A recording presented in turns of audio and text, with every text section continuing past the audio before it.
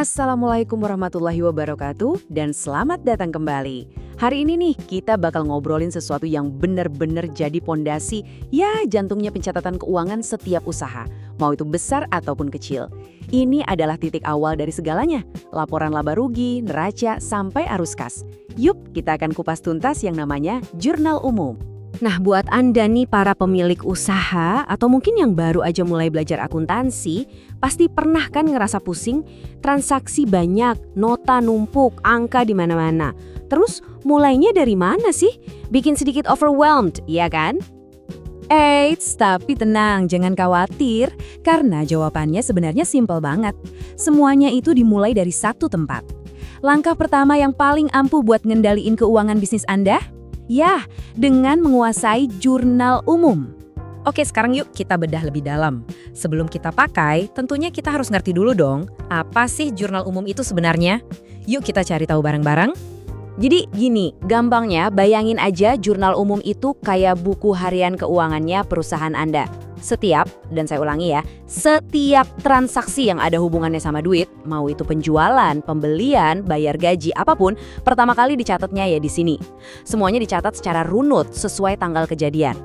Dan ini bukan cuma sekedar definisi dari buku teks loh. Para ahli, salah satunya Pak Mulyadi, juga menekankan kalau jurnal umum ini adalah alat untuk mencatat secara kronologis dan sistematis. Nah, dua kata kunci ini penting banget.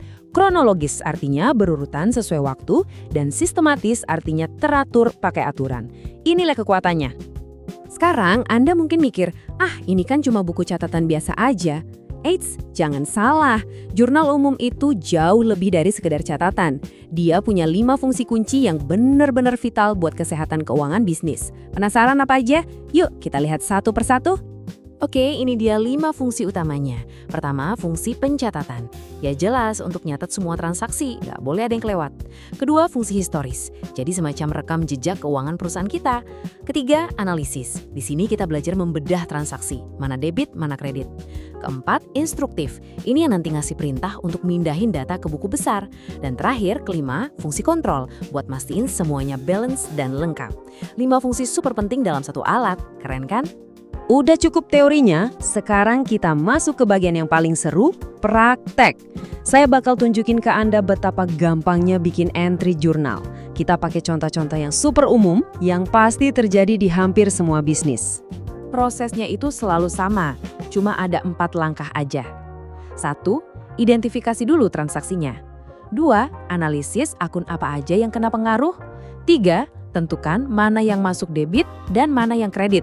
Ingat ya, aturannya debit dan kredit itu harus selalu seimbang. Dan terakhir, keempat, ya tinggal dicatat deh ke jurnal. Yuk kita coba langsung. Oke, contoh nomor 1. Ini transaksi yang paling dasar, yang pasti ada di setiap bisnis baru. Setoran modal awal. Jadi si pemilik usaha nyetor uang tunai, katakanlah 15 juta rupiah, ke rekening perusahaan. Gimana cara nyatetnya? Nah, begini pencatatannya. Logikanya sederhana banget. Kas perusahaan kan bertambah, dan kas itu aset. Aset kalau bertambah dicatatnya di sisi debit. Di sisi lain, modal pemilik juga bertambah, dan modal itu kalau bertambah dicatatnya di sisi kredit. Tuh, lihat kan, debit 15 juta, kredit 15 juta, selalu seimbang. Lanjut ya, contoh kedua. Ini juga sering banget terjadi, beli peralatan buat usaha. Misalkan, usaha kita beli peralatan kantor seharga 4 juta rupiah, bayarnya langsung tunai. Dan ini dia cara mencatatnya. Aset kita dalam bentuk peralatan itu bertambah, jadi kita catat di debit.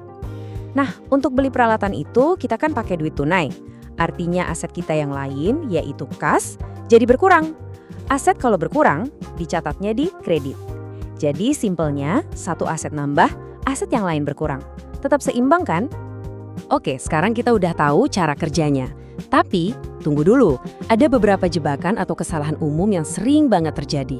Penting nih buat kita bahas, supaya catatan keuangan Anda akurat dari hari pertama. Nah, ini dia hal-hal yang harus dihindari. Pertama, salah nentuin debit dan kredit. Kedua, sering banget nih, lupa nyatet transaksi kecil, padahal penting. Ketiga, jumlah debit kreditnya nggak seimbang. Keempat, lupa nyantumin tanggal.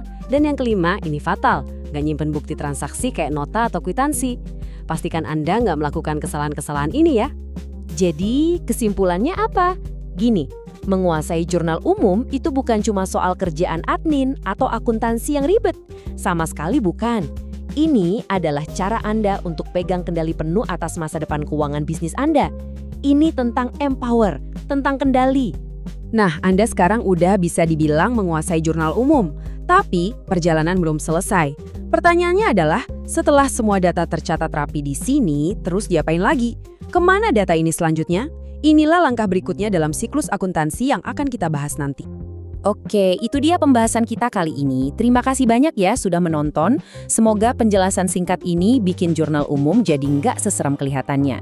Kalau Anda merasa konten ini bermanfaat, jangan lupa ya buat klik tombol like, share ke teman-teman Anda, dan yang paling penting, subscribe dan follow channel kami biar nggak ketinggalan materi-materi berikutnya. Sampai jumpa di lain kesempatan.